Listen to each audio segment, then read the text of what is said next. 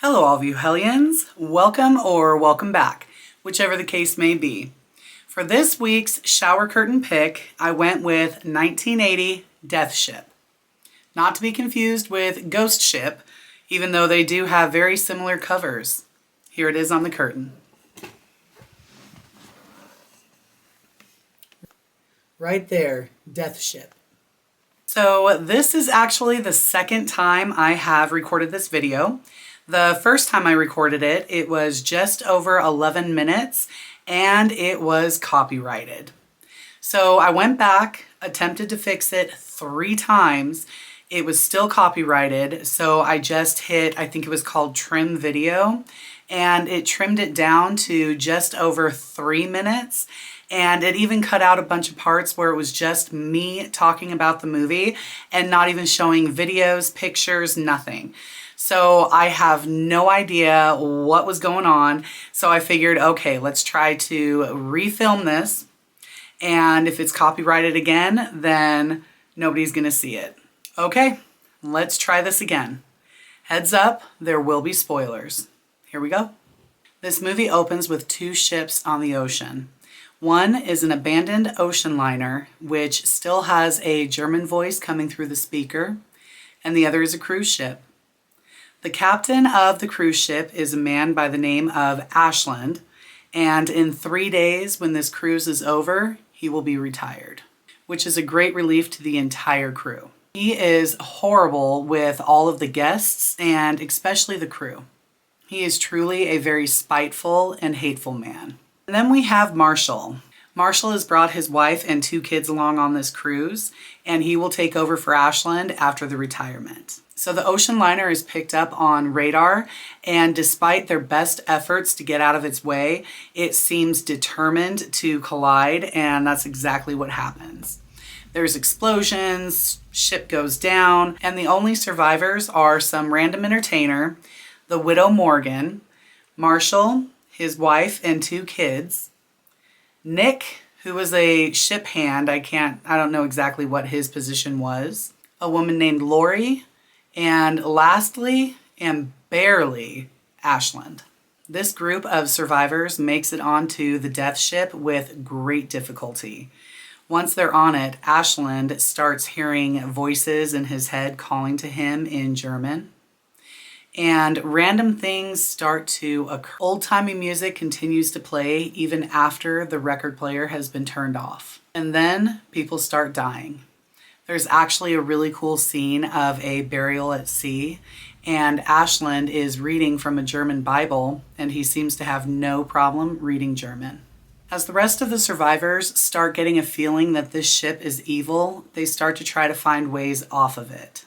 While Ashland finds a new suit, spiffies up, and starts to kind of feel more at home on this ship. He even calls Marshall to the wheelhouse where he jeeringly tells him to go ahead and try to steer the ship. Marshall tries to turn the wheel and is unable to do so. Ashland then reaches out, takes the wheel, and turns it easily. He then states that he is now captain of the ship and that Marshall will not take this ship from him as well. So now the others have had enough. Nick and Marshall, while trying to find a way off of the ship, they discover gold teeth, gold watches, other pieces of jewelry in the medical room. And then they find a room filled with corpses in various stages of decay. And then they find a room with Nazi memorabilia. Unfortunately for them, this was a Nazi interrogation ship. This actually, to be honest with you, was completely surprising to me. I did not see this coming, and it gave just another aspect of, yep, they're screwed. At this point, Ashland tells Marshall that this ship runs on blood, and having heard enough, Marshall stabs Ashland multiple times. As Ashland falls to the ground, the ship's motor stops running. Marshall found a raft and multiple life vests in a walk-in freezer that also housed frozen bodies hanging from hooks. As the only survivors, Marshall and his family jump from the ship. We see that Ashland is still alive, but he's no longer able to turn the ship's wheel. The ship has turned on him. He then unloads on the ship, shooting multiple areas. He gets knocked down into the body of the ship where he adds his own blood to the ship.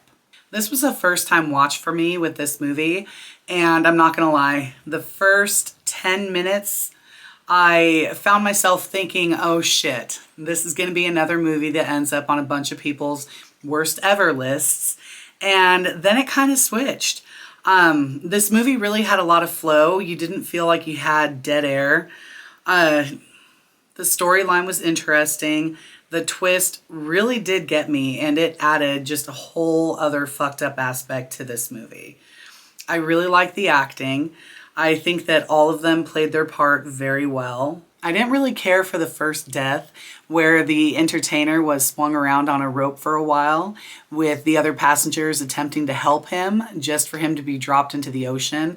I felt that that was kind of left up in the air. Was he hit by a propeller? Did he drown?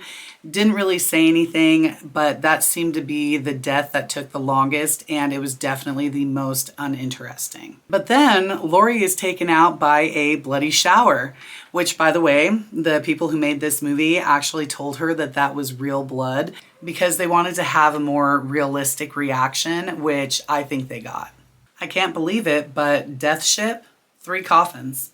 As always, thank you all for watching these videos. Feel free to leave me a comment. I always read them and respond. If you like this kind of content, feel free to subscribe, stick around for a while, and I'll see you next time.